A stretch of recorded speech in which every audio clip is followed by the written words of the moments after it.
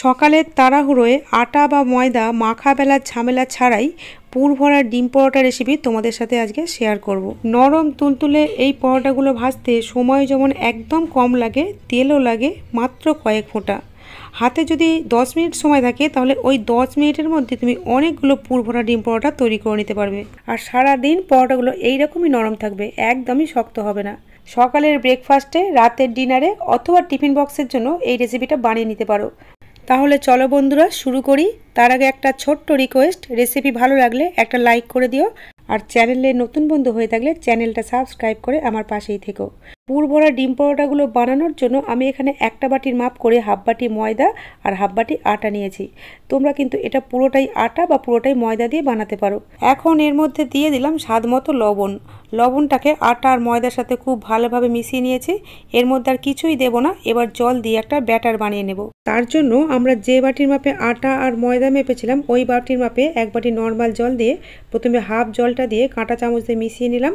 তারপর বাকি হাফ বাটি জলটাও এই আটা ময়দার ব্যাটারের মধ্যে আমরা ঢেলে দিলাম। পুরো এক বাটি জলটাই মেশানো হয়ে গেলে ওই একই বাটির মাপে আরও এক বাটি জল নিয়েছি, তা থেকে 3 ভাগের 1 ভাগ প্রথমে দিয়ে দিলাম।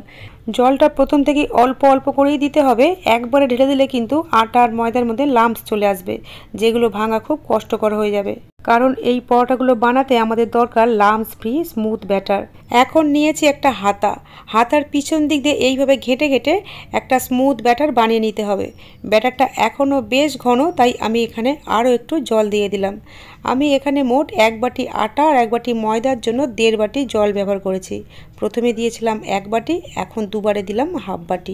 এখন ওই ব্যাটারের মধ্যে যদি কোনো ছোটো ছোটো লাম্পস থেকেও থাকে তাহলে হাতার পিছন দিক দিয়ে এইভাবে ঘেটে ঘেটে দিয়ে একটা স্মুথ ব্যাটার বানিয়ে নিতে হবে। আর ব্যাটারের কনসিস্টেন্সিটা ঠিক এইরকম হবে। দেখো হাতার পিছন দিক দিয়ে একটা পাতলা কোটিং পড়েছে। আমরা পরে যে 1 বাটি জল নিয়েছিলাম তার থেকে এই হাফ বাটি জলটা রয়ে গেছে। আমাদের এখানে মোট 1.5 বাটি জল লেগেছে।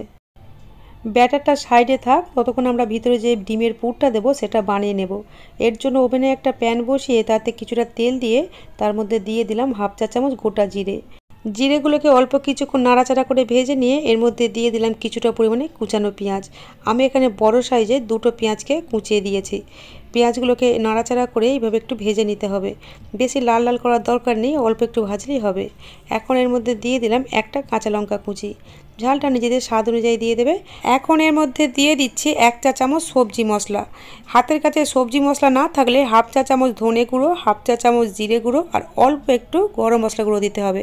সাথে অল্প একটু হলুদ গুঁড়ো দিলাম আর স্বাদ মতো লবণ দিয়েছি। এখন সব কিছুকে অল্প একটু ভেজে নিয়ে এর মধ্যে দিয়ে দিলাম 2টো কাঁচা ডিম। পেঁয়াজগুলোকে সাইডে করে ডিমগুলোকে এইভাবে একটু ভেজে নিতে হবে। এখন এর মধ্যে দিয়ে দিচ্ছি একটু গোলমরিচের গুঁড়ো।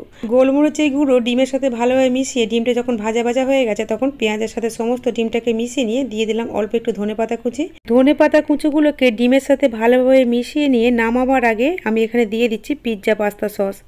আমি এখানে পিৎজা পাস্তা সস ব্যবহার করেছি। তোমাদের হাতের কাছে এটা না থাকলে এর বদলে টমেটো সস বা চিলি সস যেটাই হাতের কাছে অ্যাভেলেবেল থাকবে সেটাই ব্যবহার করা যাবে।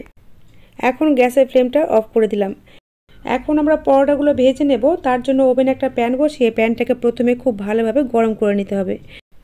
প্যানটা ভালোভাবে গরম হয়ে যাওয়ার পর এর মধ্যে দিয়ে দিতে হবে কয়েক ফোঁটা তেল। তেলটাকে প্যানের চারপাশে খুব ভালোভাবে লাগিয়ে দিতে হবে। এখানে আমার একটু বেশি পরিমাণে তেল দেওয়া হয়ে গেছিলো, যার জন্য আমি স্প্যাচুলা দিয়ে তেলটাকে এইভাবে চেঁচে তুলে দিলাম। কারণ আমাদের এই পরোটার শিটগুলো ভাজার জন্য কোনো তেলের প্রয়োজন হবে না, শুধু প্যানটাকে তেল ব্রাশ করে নিতে হবে। এখন ব্যাটারটাকে নিচ থেকে খুব ভালোভাবে মিশিয়ে নিতে হবে। তারপর 1 হাতা ব্যাটার নিয়ে গরম প্যানের মধ্যে দিয়ে প্যানের 2টো হ্যান্ডেল ধরে এইভাবে ঘুরিয়ে পাতলা করে চাড়িয়ে দিতে হবে। আর ফ্লেমটাকে কিন্তু এখন লোতে রাখতে হবে। আমি এখানে তোমাদের যে টিপসগুলো বললাম সেই টিপসগুলো ফলো করে তোমরা যদি এই পরোটাগুলো বানাও তাহলে একটা পরোটাও কিন্তু প্যানের গায়ে আটকাবে না, খুব সুন্দরভাবে উঠে আসবে। ব্যাটারটা দেওয়ার সাথে সাথেই দেখবে ওপর থেকে ড্রাই হতে শুরু করেছে। যখন ওপরের অংশটা পুরোটাই ড্রাই হয়ে যাবে দেখবে পরোটার চারপাশটা আস্তে আস্তে প্যানের গা থেকে ছেড়ে ছেড়ে এসেছে। তখন স্প্যাচুলা বা খুন্তি দিয়ে সাইডগুলো আস্তে আস্তে ছাড়িয়ে উল্টে দিতে হবে। তারপর তৈরি করা পুরটা এখানে দিয়ে দিতে হবে। সাইডগুলো ফাঁকা রাখবে কারণ এগুলো জুড়তে হবে। এখন এইভাবে উল্টে দিয়ে মুখটাকে সমান করে দিতে হবে। আর এইভাবে স্প্যাচুলা বা খুন্তি দিয়ে মুখগুলোকে এইভাবে চেপে চেপে সিল করে দিতে হবে। এখানে চামচের পিছন দিক দিয়েও তোমরা চেপে চেপে সিল করে দিতে পারো। দেখো কত সুন্দরভাবে বন্ধ হয়ে গেছে। পরোটাগুলো এই সময় যেহেতু খুব নরম থাকে তাই খুব সহজেই কিন্তু মুখটাকে সিল করে দেওয়া যায়। এখন আমরা হাফ চা চামচ তেল এই পরোটার মধ্যে দিয়ে দিলাম, দিয়ে দুপাশটা এইভাবে লাগিয়ে নিলাম। এই তেলটা দিয়ে কিন্তু খুব সুন্দর করে ভাজা হয়ে যাবে। ফ্লেমটা এতক্ষণ লোতে ছিল, এই সময়তে কিন্তু ফ্লেমটাকে বাড়িয়ে লো টু মিডিয়ামে করে দিয়ে নিজের পছন্দের কালার করে ভেজে নিতে হবে। বন্ধুরা নিশ্চয়ই খেয়াল করেছো পরোটাটা কত সুন্দর ফুলেছে।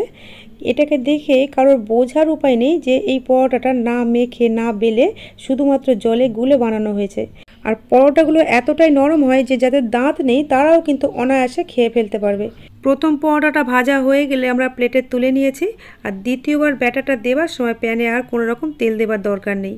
এরপর থেকে প্রতিটা পরোটার সিটি তেল ছাড়াই তৈরি হবে। শুধু ব্যাটারটা প্রত্যেকবার দেবার আগে ভালোভাবে মিশিয়ে নিতে হবে নিচ থেকে। আর এই পরোটাগুলোর মধ্যে আমি পুর হিসেবে ডিম ব্যবহার করেছি, তোমরা চাইলে কিন্তু তোমাদের খুশি মতো আলু বা সবজি যে কোনো কিছু পুর হিসেবে ব্যবহার করতে পারো। তোমাদের সাথে কথা বলতে বলতে আমার কিন্তু অনেকগুলো পরোটাই ভাজা হয়ে গেছে।